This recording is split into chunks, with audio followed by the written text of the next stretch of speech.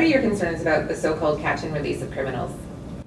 I have significant concerns about that. I think people can see that in the media, and you can see it across the country. We have a significant issue with repeat offenders being released and reoffending even prior to our officers having the opportunity to get the paperwork done. And so we need greater accountability, and I think a strong advocacy for bail reform is really important. Speaking of bail reform, recent conversations around that have dealt specifically with the Bailey Court case. She was killed July 4th in a parking lot. What would you say needs to be done to stop things like that from happening?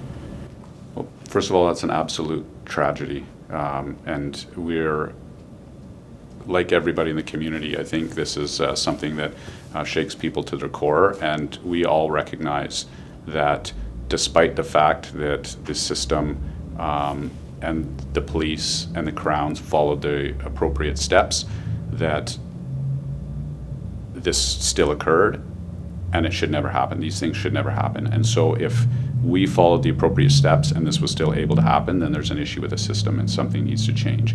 And I think from our perspective, we can advocate for change.